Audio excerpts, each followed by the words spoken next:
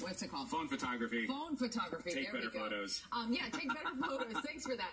He has some really simple tips to help you get the most out of this phone camera this summer because we want to use all these photos. So Juan, welcome. Thanks. Yeah, our phone cameras have gotten so much better over the last couple of years. Yes. We can use them in any way that we would have normally been using regular standalone cameras. One of the things you really want to do, though, is spend some time getting a feel for the phone. You don't want to be learning how to use the camera when you're trying to take that photo of your kid's recital. So one of the things we're going to look at today, right now, this is an Android device. This is an LG. Most Android devices. And then I'm going to ask about iPhone because we're going to talk about iPhones. iPhones. I have that. But for most Android devices, they will have a full collection of manual modes where you can very granularly control every aspect of the photo. The lighting. So something like shutter speed is great for capturing a toddler in action. And I want to make sure this is the screen where you can actually see. We can actually throw it up right there. Go ahead and move that mode so that we can see what you're talking about. And you can, the faster the shutter, the better you'll freeze action, but then less light will get in, so your photo is going to get darker. Then you have something called ISO.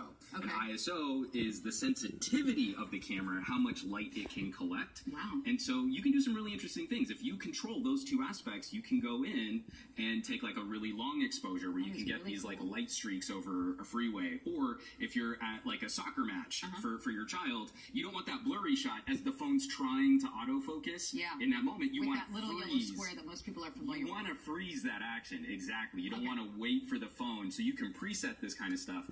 The iPhone doesn't come with these settings out of the box, but there are third-party apps that you can install to replace the camera that can do some of this functionality. So you were asking about fireworks photos.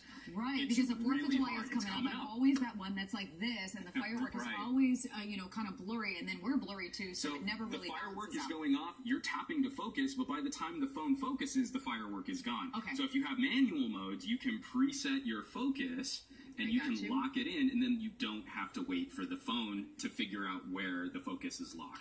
So let's talk about lighting right now, because I want to show just a couple of examples of what we're talking about. Jessica Rose here from SheReallyHadABaby.com took some photos that are really great examples of getting the best shot while using the best lighting possible. Her work on the iPhone portrait mode is very formidable. And look at that. Look at the green grass. Look at the colors of the light. What I really want to point out here isn't necessarily the color, but look at where the shadow is falling behind her child. The light is perfect on her face.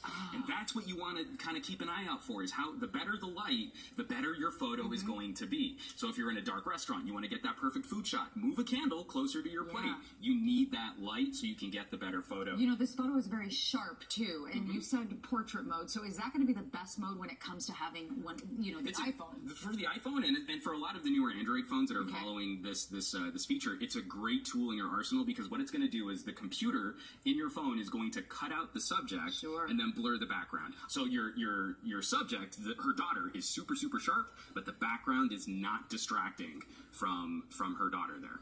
Okay, so I was also asking Alex, he doesn't have portrait mode on his iPhone. It's not the newest and greatest one. What would you suggest for someone like that? So then you really want to play with composition. And that's I think, the last important step is, how many photos have you seen of people just kind of like standing there, I'm going to take a photo of my kid. Well, we're adults. We look at the world that way. That's perspective. That's your perspective. That's your third your composition. And so that's the most boring way to take a photo. So instead of kind of looking down from on high on your subject, get down on your subject's level. So like if I'm going to take a picture of your shoes, it's best to kind of I mean, you can take this shot, but if you get low with your subject, that's going to be a much more interesting look, because that's not how we see the world normally. I see. So that's how we like to shake things up and move to different levels, especially for kids. So to find out more about Juan's book and also share some of these tips with someone you know, remember, we're talking about lighting, we're talking about perspective, we're talking about portrait mode, all those bad photos. Just go to foxla.com so we can clean them all up. We'll also put this on Fox LA. That way folks can start sharing. And hey, share your nice portrait shots with us as well. Absolutely.